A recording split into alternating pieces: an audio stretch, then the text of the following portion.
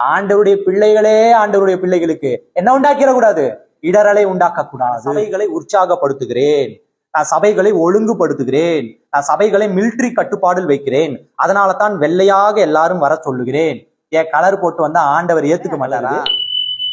என்னையா கலரு அப்படின்ற? அப்போ நான் போட்டேன்றதுக்காக உன்னை போட வைக்கணுமா? அதுக்கு பேர் பரிசுத்தமா? அப்ப இப்ப சொல்லுங்க, இதுக்கு பேர் கடிந்து கொள்ளுதலா இல்லனா இடரலை உண்டாக்குவதா? வார வாரம் இங்க ஜபத்துக்கு வரணும்னா நான் இப்படிதான் ட்ரெஸ் போட்டு வரணும்? சொல்லுங்க. கலர் கலரா போட்டு வரணுமா?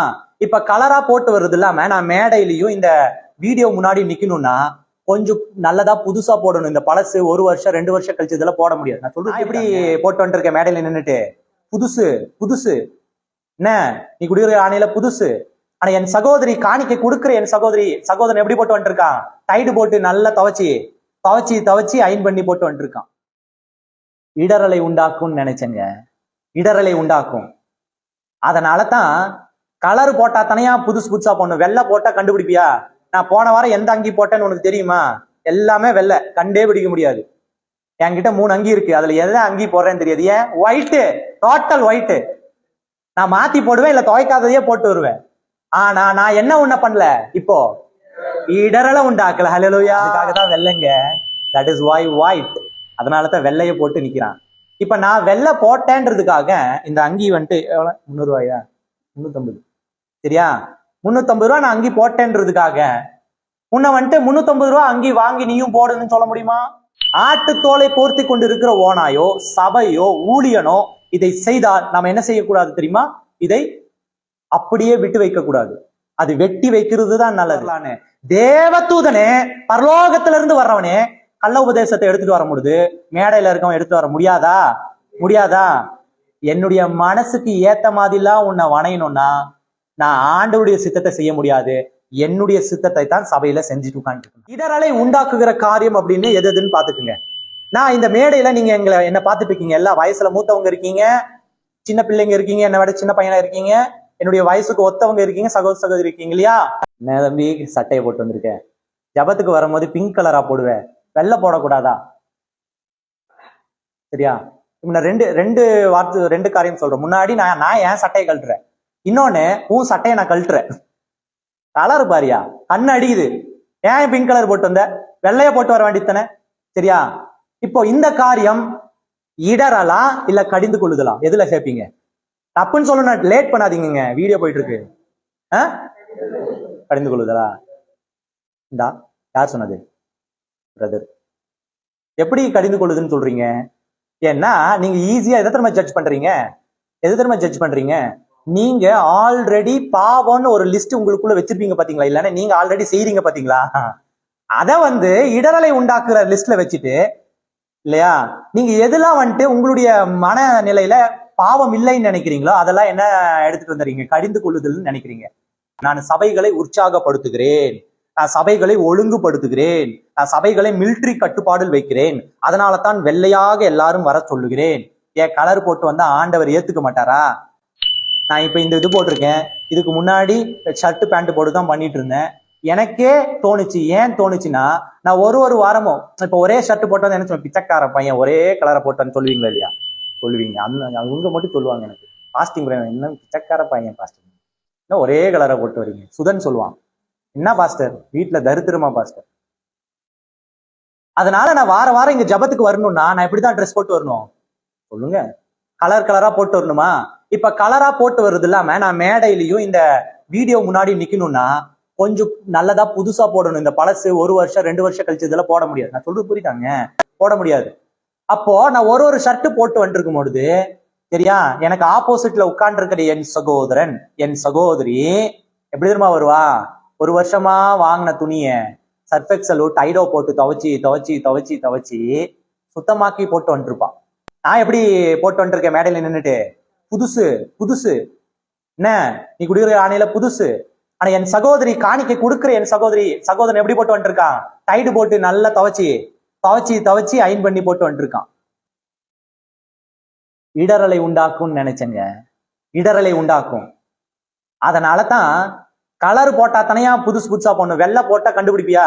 நான் போன வாரம் எந்த அங்கி போட்டேன்னு உனக்கு தெரியுமா? எல்லாமே வெள்ளை, கண்டே பிடிக்க முடியாது. என்கிட்ட 3 அங்கி இருக்கு, அதுல எதை அங்கி போடுறேன்னு தெரியாது. ஏன்? White, total white. நான் மாத்தி போடுவேன், இல்ல துவைக்காததையே போட்டு வருவேன். ஆனா நான் என்ன ஒண்ணு பண்ணல, இப்போ இடரலை உண்டாக்கல. ஹல்லேலூயா. அதுக்காக தான் வெள்ளைங்க. That is why white. அதனாலதான் வெள்ளைய போட்டு நிக்கிறான்.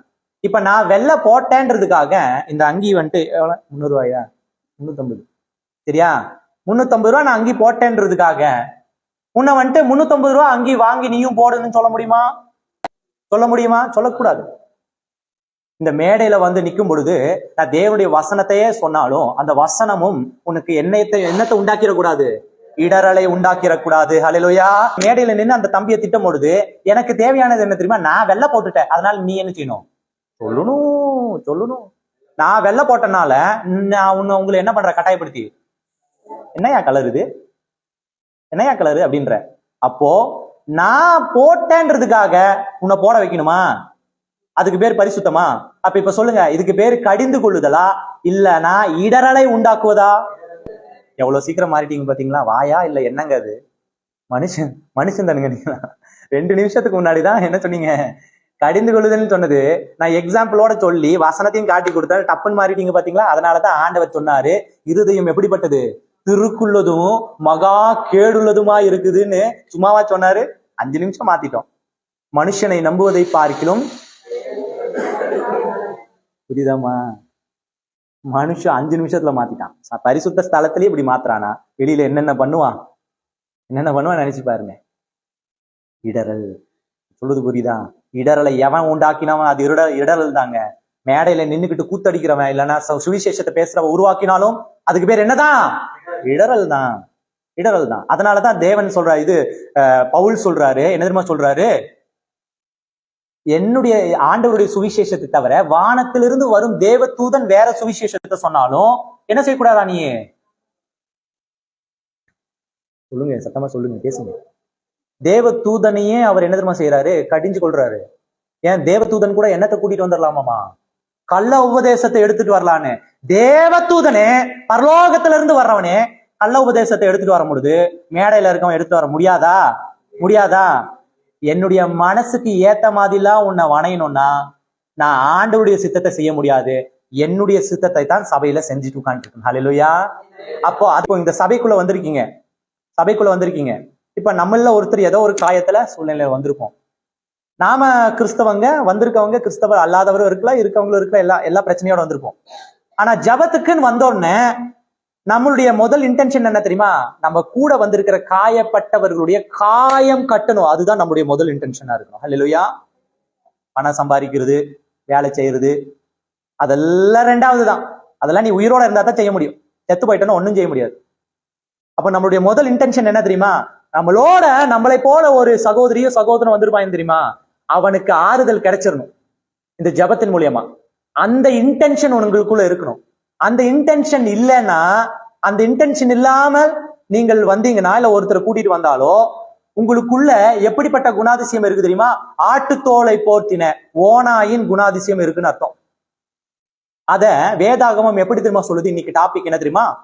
இடரலை உண்டாக்காதே என்பதுதான் இன்றைக்கு டாபிக். ஹல்லேலூயா சொல்லுங்க. அப்போ நீங்க என்ன பண்றீங்கன்னா, ஆறுதலுக்காக ஒண்ணு வந்திருக்கும், ஆனா நம்ம என்ன பண்றோம்? அதுக்கு இடரலை உண்டாக்கிடுறோம். ஆண்டவர் ஆறுதல் கொடுக்கணும்னு நினைப்பாரு, ஆனா நாம என்ன உண்டாக்கிடுறோம்? இடரலை உண்டாக்குகிறோம். இடரல் இந்த உலகத்தான் உண்டாக்குதுன்னா இன்னைக்கு யாரை உண்டாக்கிடக்கூடாது? ஆண்டவருடைய பிள்ளைகளுக்கு என்ன உண்டாக்கிடக்கூடாது? இடரலை உண்டாக்க கூடாது.